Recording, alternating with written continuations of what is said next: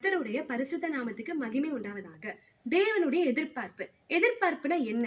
ஒரு காரியம் ஒரு குறிப்பிட்ட விதத்தில் நடக்கும்னு சொல்லி நம்ம காத்திருக்கோம்ல, அதான் எதிர்பார்ப்பு. அப்போ தேவன் நம்ம கிட்ட என்ன எதிர்பார்க்கிறாரு? நம்ம தேவனுக்கு யார்? கலாத்தியர் 3:26 பாத்தீங்கன்னா, கிறிஸ்து இயேசுவை பற்றும் விசுவாசத்தினால நீங்க தேவனுடைய புத்திரரா இருக்கீங்க சொல்லி எழுதப்பட்டிருக்குது. அப்போ அவர் நமக்கு தகப்பன்னா, நம்ம அவருடைய பிள்ளைகள். அப்போ ஒரு தகப்பன் பிள்ளைங்க கிட்ட என்னெல்லாம் எதிர்பார்க்கிறான்னு சொல்லி நம்ம பார்க்கலாம். அதுல முதலாவது பாத்தீங்கன்னா, ஆதியாகமம் 37:2-3 யோசேப்பு தன் சகோதரர் செய்த எல்லா துன்மார்க்கத்தையும் தன் தகப்பன்ட்ட சொல்லுவாராமா. இதுல இருந்து உங்களுக்கு என்ன தெரியுதுன்னா, யோசேப்பு தகப்பனுக்கு உண்மையா இருக்கான்.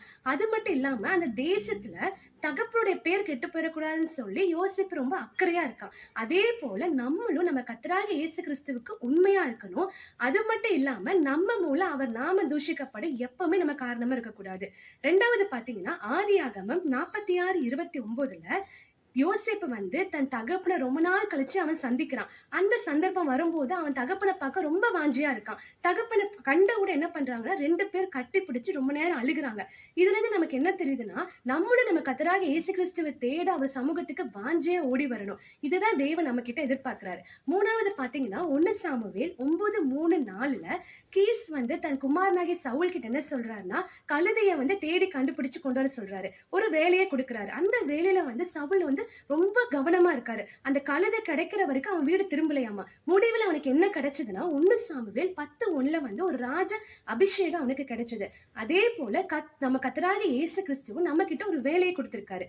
அது என்னன்னா, மத்தேயு 28:19-20 பாத்தீங்கன்னா, நீங்க புறப்பட்டு போய் சகல ஜாதிகளையும் சீஷராக்கி அவங்களுக்கு ஞானஸ்தானம் கொடுத்து அவங்களுக்கு உபதேசம் பண்ணுங்கன்னு சொல்லியிருக்காரு.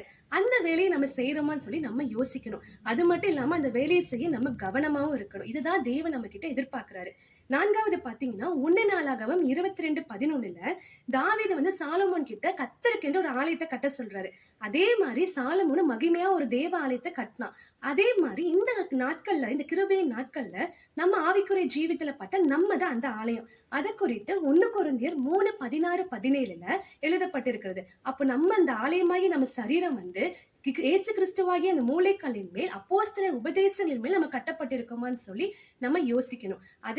அதை குறித்து 1 தெசலோனிக்கேயர் 4:5 இந்த சரீர பாண்டத்தை நீங்க பரிசுத்தமாயும் கனமாயும் எண்ணுங்கன்னு சொல்லி எழுதப்பட்டிருக்கிறது. அதே மாதிரி நம்ம இந்த சரீரத்தை கர்த்தராகிய இயேசு கிறிஸ்து வரும் வரை பரிசுத்தமா காத்துக்கொள்ளணும். 4 காரியங்களை நம்ம பார்த்தோம். அதுல முதலாவது என்னன்னா, தேவன் நம்ம கிட்ட என்னெல்லாம் எதிர்பார்க்கிறாருன்னா, உண்மையை எதிர்பார்க்கிறாரு. அவர் கர்த்தருடைய நாம தூஷிக்கப்படக்கூடாது எதிர்பார்க்கிறாரு. கர்த்தருடைய வேலையை நம்ம செய்யறோமான்னு அவர் எதிர்பார்க்கிறாரு.